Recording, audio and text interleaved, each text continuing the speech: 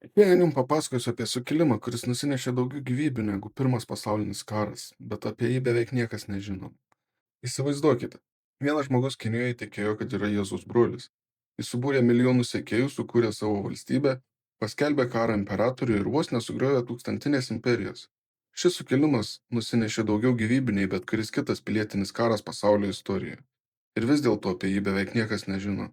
Tai Taipingo revoliucija. Vienas iš keisčiausių, žiauriausių ir stulbinančių įvykių žmonijos istorijoje. XIX amžiaus Kinija buvo krizėje. Valdžioje Čingų dinastija. Ji valdė daugiau nei 200 metų, bet dabar jų imperija braškėjo per siūlės.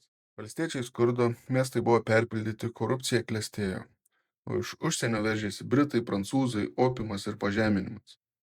Tuo metu Kinijoje gyveno jaunas mokytojas Hong Xuan. Paprastas vaikinas, kaip ir daugelis, bandęs prasimušti per vadinamosius imperinius egzaminus.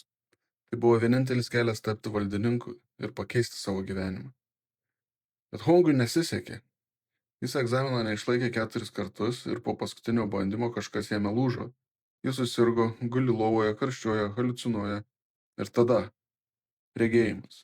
Jis mato, kaip dangiškas tėvas jam liepia naikinti demonus, kurie užvaldė pasaulį. Po kiek laiko Hong susipažįsta su krikščioniška literatūra ir tą regėjimą paaiškina savaip.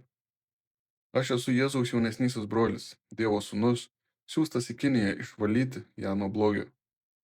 Skamba kaip beprotybė, bet Kinijos žmonėms gyvenantiems beviltiškam skurde tai buvo viltis. Hong pradeda skelbti naują tikėjimą. Taiping dangaus karalystė. Jis sako, visi žmonės lygus, visi turės žemės, nereikės tarnauti korumpuotiems mandarinams, bus tvarka, bus teisingumas ir viską prižiūrės dangiškasis tėvas.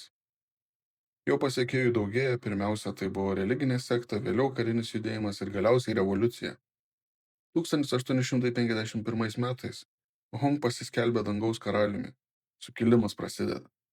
Hong pasiekėjai vadinami taipingais, sparčiai plinta per pietų Kiniją. Jie užima miestus, kaimus, visas provincijas. Jų kariuomenė tūkstančiai žmonių, organizacija geležinė. Moteris gali kovoti, vagystės griežtai draudžiamos. Drausmė kaip sektoje, kaip armijoje. 1853 metais jie užima Nanzingą, vieną svarbiausių Kinijos miestų. Ten paskelbė savo sostinę, iš ten planuoja užimti visą imperiją. Dabar jau aišku, tai ne šiaip religinė grupė, tai alternatyvi valstybė.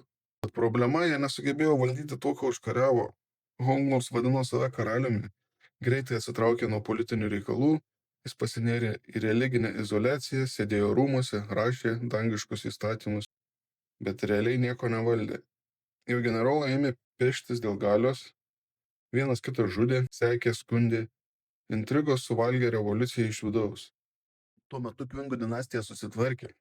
Jie pasikvietė pagalbon Zheng Gufaną, intelektualą, kuris suformavo Xing armiją, drausmingai atsidavusią ir pasirengusią išgelbėti imperiją. Ironiška, bet britai ir prancūzai, kurie ką tik kovojo prieš Kvingus opijaus kare, dabar palaikė juos, nes taipingai jiems atrodė dar pavojingesni, radikalūs, religingi, neprognozuojami. Prasidėjo ilga kruvina kontrataka, miestai griuvo vienas po kito. Taipingai prarado teritorijas. 1864 metais imperijos pajėgos pasiekė Nanzingą, apgultis truko mėnesius, miestas virto griuvėsiais, galiausiai krito. Hongas tuo metu buvo miręs, tikėtina iš bado, jis tikėjo, kad Dievas jį išgelbės. Surprise, surprise, Dievas neišgelbėjo. Skaičiai sunkiai suvokiami, istorikai sako, kad per Taipingo sukilimą žuvo daugiau nei 20 milijonų žmonių, kai kurie sako net iki 30. Daugiausiai ne kareiviai, o civiliai. Moterys, vaikai, seneliai mirė nuo bado, ligų, smurto, keršto žygių. Tai vienas didžiausių masinių mirčių epizodų žmonijos istorijoje. Taipingo revoliucija žlugo, bet jos idėjos liko. Kai 20 amžiaus pradžioje Kinija vėl kilo prieš imperiją, daugelis prisiminė Taipingus. Net Mao Zedongas vėliau juos vadino revoliucijos protėviais. Jų vizija buvo per ankstyva, per chaotiška, bet ji paliko gilų pėdsaką Kinijos istorijoje. Taipingo revoliucija tai pamoka apie tai, kaip viena idėja gali įkvėpti milijonus. Bet ir apie tai, kas nutinka, kai fanatizmas, neviltis ir valdžia susilieja į vieną. Sukurti karalystę galima, bet išlaikyti ją visai kitas reikalas. Jei tau įdomios tokios mažai žinomos istorijos, Spausk laiką, užprenumeruok ir parašyk komentaruose, apie kokį kitą pamirštą sukilimą norėtum žinoti daugiau.